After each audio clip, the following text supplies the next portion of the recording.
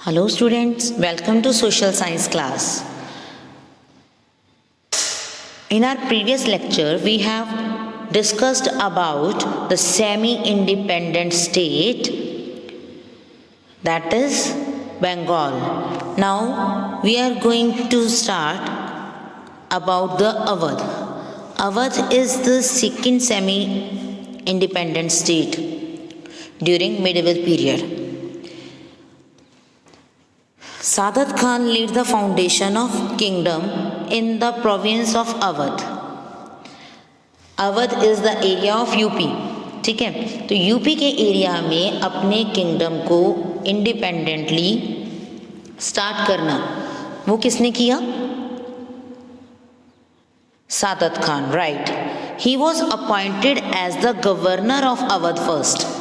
ठीक है, उसे 1722 में मुगल एम्परर ने गवर्नर बनाया था अवध का. ठीक है, तो मोहम्मद शाह जो मुगल एम्परर था उस टाइम, उसने सादत खान को गवर्नर बनाया. Okay, governor means the person who was responsible for the administrative work in that particular area. ठीक है, वो पर्सन जो गवर्न कर रहा है किंग के बिहाफ पर, किंग की जगह उस पर्सन ने सभी कुछ चेक करना है कि एडमिनिस्ट्रेशन वर्क अच्छे से हो, लोगों से रेंट जो टैक्सेस हैं वो कलेक्ट किए जाएं, रेवेन्यूज कलेक्ट किए जाएं. ओके, तो मुगल एम्परर मोहम्मद शाह ने गवर्नर अपॉइंट किया किसे? सादत खान को. कहाँ का governor? The governor of Awadh in 1722 CE. Okay, and he controlled the opposition by the zamindars and reformed the revenue system to protect the peasant from the zamindars. In that area there was the control of zamindars all over the agriculture field. जितना भी farmer से revenue collect किया जाता था, rent collect किया जाता था, taxes collect किए जाते थे, वो सब जमींदार्स करते थे. ओके, तो सादत खान ने जमींदार्स को कंट्रोल में किया. वो जो ओपोज कर रहे थे गवर्नर को, जो रिवॉल्ट्स कर रहे थे गवर्नर के अगेंस्ट, तो वो सब उसने कंट्रोल किए. और जो टैक्सेशन सिस्टम है, रेवेन्यू सिस्टम है, उसमें रिफॉर्म्स लेकर आया, चेंजेस किए. Reform means changes. He did the changes in the revenue system. Okay, to protect the peasants from the zamindars. Zamindars exploited the peasants. जो जमींदार थे वो फार्मर्स को, पीजेंट्स को एक्सप्लॉयट कर रहे थे. एक्सप्लॉयट मीन्स उनका अननेसेसरली ज़्यादा उनसे रेवेन्यू लेना या उन्हें एक्सप्लॉयट करना, तंग करना. ठीक है, तो पीजेंट्स को ज़मींदार से प्रोटेक्ट करने के लिए न्यू रेवेन्यू सिस्टम एस्टैब्लिश किया सादत खान ने. Okay, he established an efficient administration and well paid, well trained and well armed army. Okay, firstly he controlled the peasants of that area. Awadh के एरिया की जो peasants थे उन्हें कंट्रोल किया उसने, और उसके बाद अपने एरिया में एक बहुत ट्रेंड और वेल आर्म्ड आर्मी एस्टैब्लिश की. And also established an efficient administration. एक बहुत अच्छा एडमिनिस्ट्रेटिव सिस्टम भी उसने एस्टैब्लिश किया. Okay, after the death of Saadat Khan his nephew Safdarjung succeeded him in 1739. ठीक है, सादत खान के बाद उसका जो नेफ्यू था सफदरजंग, वो वहाँ का गवर्नर बना, यानी कि हेड नवाब बन गया उस जगह का. Okay, and he was also वज़ीर एट मुगल कोर्ट. जो सफदरजंग था वो मुगल कोर्ट का वज़ीर भी था. अवध का तो किंग बना सफदरजंग, बट उसी टाइम पर वो मुगल कोर्ट का वज़ीर भी अपॉइंट किया गया. Okay, he establish peace which led to the development and prosperity of Awadh. उसने पीस एस्टैब्लिश किया जिससे प्रॉस्पेरिटी बढ़ी. ठीक है। डेवलपमेंट और प्रोस्पेरिटी, डेवलपमेंट मीन्स उस डेवलप होना किसी चीज़ का, एंड प्रोस्पेरिटी मीन्स कि फाइनेंशियली स्ट्रांग होना, सुख समृद्धि जिसको हम बोलते हैं, that is prosperity. Okay, wealthy होना, तो उस एरिया में डेवलपमेंट हुई, और अगर डेवलपमेंट होगी तो वेल्थ भी इंक्रीज होगी, तो प्रोस्पेरिटी भी आई। Okay, it helped in the growth of Lucknowi culture and around the Awadh court. जो डेवलपमेंट हुई और प्रोस्पेरिटी आई, उससे लखनवी कल्चर जो था वो स्ट्रॉन्ग होता गया, ग्रो हुआ लखनवी कल्चर अवध के कोर्ट में। ओके, लखनऊ का एक अपना कल्चर है बेटे, बहुत ज़्यादा वो रिस्पेक्ट के साथ बहुत अच्छे वे में बात करते हैं, तो ये सब चीज़ें डेवलप होना, लखनऊ की जो कल्चर था वो एक अपने लेवल पर नए तरीके से डेवलप होना स्टार्ट हुआ, ग्रो हुआ, और अवध के कोर्ट में भी वो उसकी डेवलपमेंट, उसकी ग्रोथ विजिबल हुई। Okay, so this is about Awadh. So let's recall what who laid the foundation of Awadh kingdom, Saadat Khan. Saadat Khan ने अवध में अपनी इंडिपेंडेंट किंगडम एस्टैब्लिश की। Okay, and he was appointed as a governor in 1772। Mohammad Shah ने उसे गवर्नर का, अवध का गवर्नर बनाया था। ओके, और उसने ज़मींदारों को कंट्रोल में किया। Then he reformed new revenue system. Okay, he has the well-trained and well-armed army. Clear. After him, his nephew Safdarjung became the Nawab of that area, and he also became the Wazir of Mughal court. ठीक है, and in his time जो अवध था वो develop हुआ बहुत ज़्यादा और prosperity बनी। ठीक है, and it also helped the growth of Lakhnavi culture, और इतनी ज़्यादा डेवलपमेंट्स के बाद लखनवी कल्चर में भी ग्रोथ हुआ। Okay, so this is about Awadh.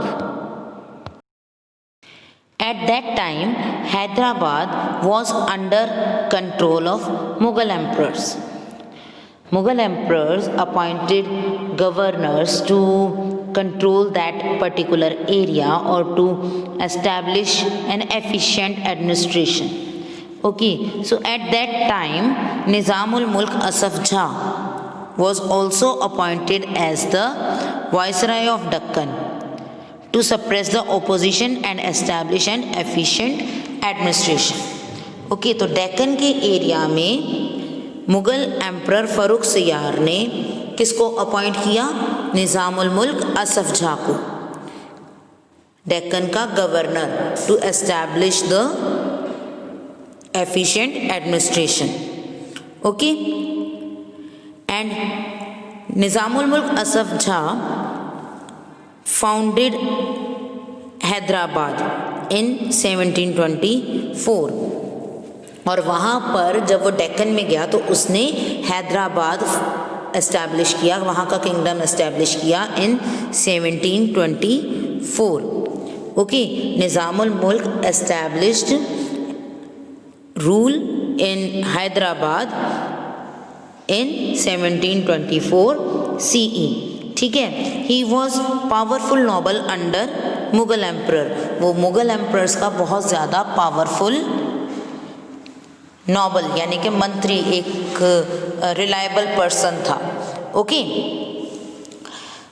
अभी तो हम बात कर रहे हैं 1724 की, तो अभी थोड़ा सा फ्लैशबैक में चलते हैं कि उसके साथ क्या हुआ था कि उसे डेक्कन में भेज दिया गया।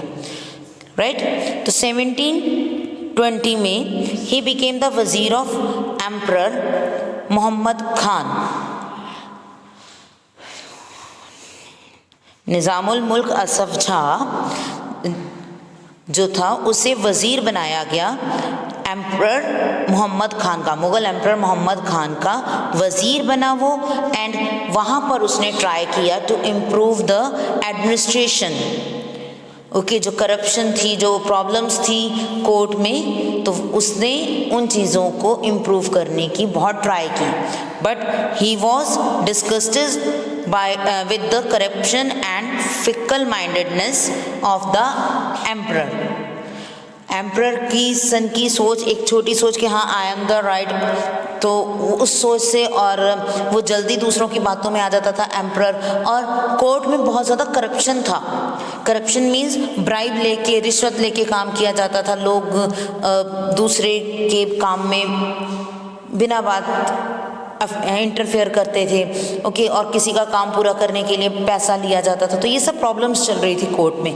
तो जो निज़ामुल मुल्क असफ झा था, he was disgusted by all these things, okay, and he decided to go back to Deccan, और वो वापस डेक्कन आ गया और वहाँ पर उसने हैदराबाद स्टेट की फाउंडेशन रखी। Clear? Firstly, in 1720, he was the वज़ीर ऑफ एम्परर मोहम्मद खान। ठीक है, जब वहाँ पर उसने देखा कि यहाँ मेरा कोई वर्क नहीं हो रहा है, तो वो वापस से डेक्कन आ गया, जहाँ का उसको गवर्नर बनाया था, राइट। और हैदराबाद में उसने अपनी जो किंगडम था उसके फाउंडेशन रखी। He laid the foundation of Hyderabad state.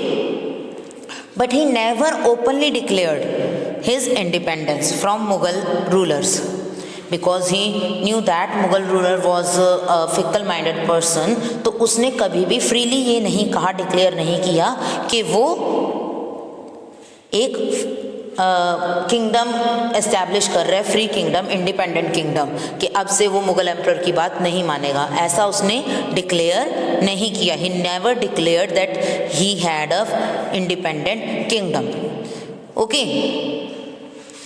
He suppressed the revolt of zamindars and put an end to the corruption in the revenue system. But after his death in 1748, disturbance started in Hyderabad again. 1748 में जब उसकी death हो गई निज़ामुल मुल्क असफ झा की, तो फिर से डेक्कन एरिया में, हैदराबाद एरिया में प्रॉब्लम्स स्टार्ट हो गई।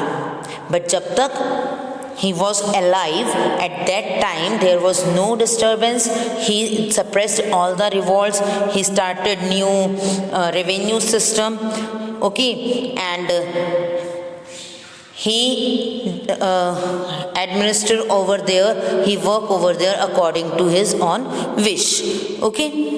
So here are the 3 states which had never declared the independence openly. ठीक है, they always show to the emperor that they were under control of Mughals. ठीक है, but in reality they are doing their own work. Clear? The states are Bengal, Awadh and Hyderabad. ये इन states ने कभी भी openly ये declare नहीं किया कि वो एक इंडिपेंडेंट स्टेट है, okay. They had establish independent kingdom, but उन्होंने कभी ये ओपनली डिक्लेयर नहीं किया। They continue to please the emperor by sending tributes और by helping him in the time of need. वो हमेशा से मुग़ल एम्परर्स को प्लीज़ खुश करते रहे कि उन्हें टैक्सेस पे करते रहे timely, and when they need they send the army to them, money to them, okay, और उन्हें गिफ्ट्स मुग़ल एम्परर को सेंड करते रहे वो, ठीक। तो उन्होंने कभी भी फ्रीली इंडिपेंडेंटली ये डिक्लेयर नहीं किया openly. But there were other states also that openly asserted their kingdom. यहाँ पर और भी स्टेट्स थी जिन्होंने ओपनली बोल दिया था that we are independent, now we are not in the control of Mughal emperors, okay. So which were these? ऐसी कौन सी थी? They were Sikh, Maratha and the Rajputs. ये स्टेट्स थी सिख, मराठा और राजपूत्स की, जिन्होंने ओपनली डिक्लेयर कर दिया था कि अब वो मुगल एम्परर्स को फॉलो नहीं करेंगे, अब वो मुगल एम्परर्स की बात नहीं मानेंगे। Now they were going to do their work independently, they had their independent states, okay. तो ये किंगडम्स थे, ये सिख, मराठा और राजपूत जो थे, इन्होंने अपना इंडिपेंडेंट ओपनली डिक्लेयर कर दिया, okay. So with this we have completed our 3 semi-independent states. Those were never declared themselves as the independent ones, okay, but in reality they were independent. Those were Bengal, Awadh and Hyderabad. Okay, in our next video we will discuss about the independent states, Sikh, Maratha and Rajputs. Okay, so that's it for today. Thank you and have a nice day.